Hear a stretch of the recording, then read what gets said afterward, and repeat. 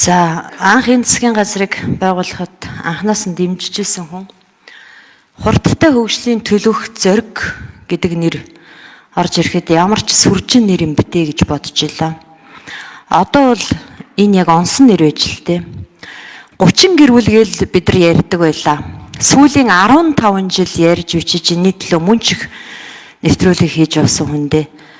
Тэгээ юу гэж утсан гэхээр энэ их хурал дотор орж ирээд энэ дотор зоригтой байгаад, шудраг байгаад, ста Монгол улсыг хөгжүүлэхийн төлөө бүх юмоо хийгээд говьдоо ус татаад, говийн ард түмнийг баярлуулад ингээд явчихна гэсэн чинь 30 гэр бүл биш 3 гэр бүл л байд юм байна.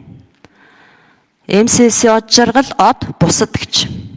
Одоо яг энэ хүмүүс энэ засгийн газрын аминд хүрч байгаа юм л да. Ер нь баялагын төлөөх дайн явагдаж байгаа. Наран засралтын засгийн газар, Алтан уугийн засгийн газар мөн л ингэж өрлүүлж исэн. Том төслүүд хөдөлж исэн, баяртай байсан. Дахиад цаашаа явах байсан. Баялагын санг 18 жил гатсан 2007 онд улсын хурлаар батлагдсан тогтоолыг өнөөдөр хэрэгжүүлэх гээд оруулаад ирсэн. Гашуун сухад ганц модны хил дамнсан төмөр замыг холбох гээд Монголын төрийн өмнөөс хятадын компанитай очиж найраа хийжсэн Energy Resource компаниг илрүүлсэн. Шууд зарлсан.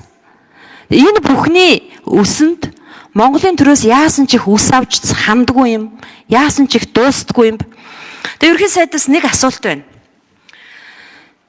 Төрийн дээр нам байна гэж бид их олон жил ярьлаа. Залуу халуун наснаасаа ярьж бичиж явлаа. Дахиад нөгөө төрийн дээр чинь нам шийдвэрээ гаргалаа. Ардын намын баг хурал. Ардын намын баг хурлын шийдвэрийг өнөөдөр энд хэлцээ сууж байгаадаа гутж байна. Гэхдээ шууд огцроогүй өнөөдөр энд оруулж огцрох хэсэг ихтгэл үзүүлэх асуудлаа оруулж ирж байгаа хүний хувьд танаас асууя. Хурдтай хөгжлийн төлөөх зоригч нь хэвээрээ үлдэх үү? Хэрвээ танд ихтгэл үзүүлэх юм бол та Монголын ард түмний өмнө амлаж исэн энэ том олигархуудтай үүсгэсэн дайна, тэр ухаан худга, тэр цагаан суурга, энэ олигархуудын савраасаа тавихгүй байсан баялагын төлөөх дажинд та ялт байгуулах зоригч нь хэвээрээ юу? Энэ байр суурьнаасаа ухрах уу? Итгэл үзүүлэхгүй гэх юм бол та яах вэ? Би сая хэлсэн үгэндээ дурдсан тийм ээ. Тэрний үг гэхээр ялалт ба ялагдал аль аль нь их тийм одоо чухал биш. Гагцгүй үзэл бодол үнэт зүйлдээ үнэн хүлтгэн л өөрөө жинхэнэ ялалт юм аа.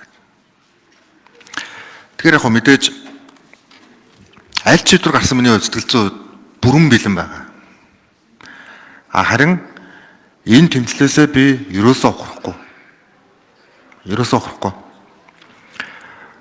Төрийг худалдаж авсан. Төрийг тэр чигт нь одоо блок үүсгэж контролцсон. Ийм одоо олон асуудлууд бол байна. За зарим гишүүд бас надтай уулзчихсан. Анх одоо орж ирэхэд ийм зүйл бас ярихт чинь худлаа байлгүй дээ гэж боддог байсан. Орж ирээд дотроос нь харсан үнэн юм байна гэж байгаа залуу гишүүдтэй би бас таарч. Тийм учраас миний итгэл үнэмшил миний Монголын одоо нийгэм илүү одоо баялагын энэ асуудал илүү иргэдтэй хүртээмжтэй байх, илүү ил тод байхтай холбоотой энэ тэмцэл, энэ албан тушаалтай тушаалг үргэлжлэнэ. Энэ бол хувь хүний шийдэл. Нэг зүйлийг бид парламентын гишүүдтэй одоо бас уриалж хэлхэн зүйтэй. Мэдээж энэ яг уриалж хэллээ гэд бүтэн шийдэхгүй ойлгож байна. Бид эрх ашигын ирэмбэг том агуулгаар нь дэнслэхтэр дандаа алддаг.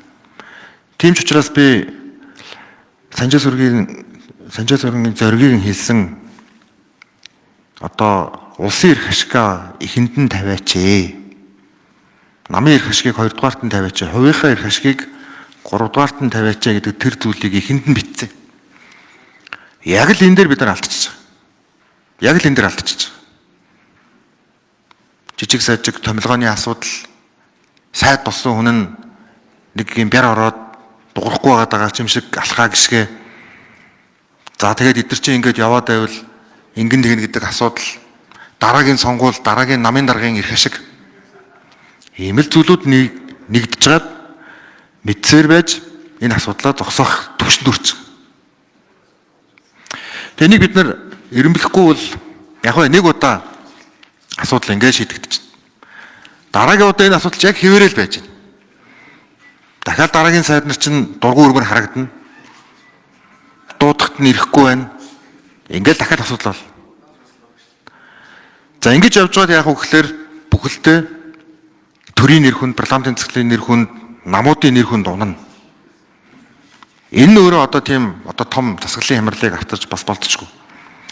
Тийм учраас эрх ашиг эрэмблэх зүйл дээр одоо бид нар ялангуяа одоо 126 та парламент одоо илүү их тийм дүгнэлттэй байгаараа би одоо залуу парламентын гишүүдтэй ч гэсэн бас уулзах болгонд л одоо учирлаж хилдэг зүйл нь энэ.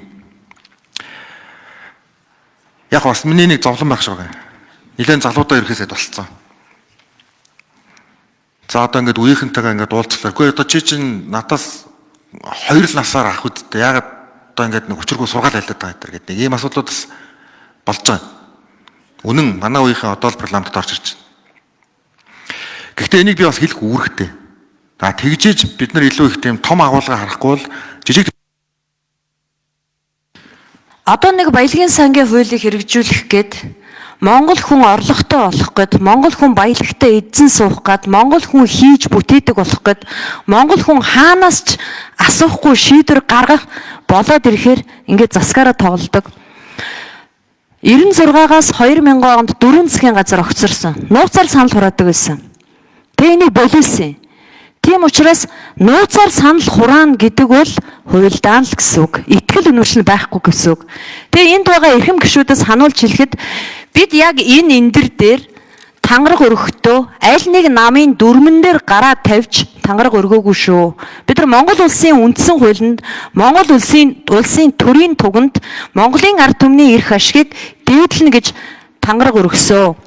Тийм учраас энэ тангаргаа санаад энд шийдвэр гаргах эрхэм гишүүд төрийн түвшинд нэг удаа Монголоо бодож шийдвэр гаргахыг уриалж байна.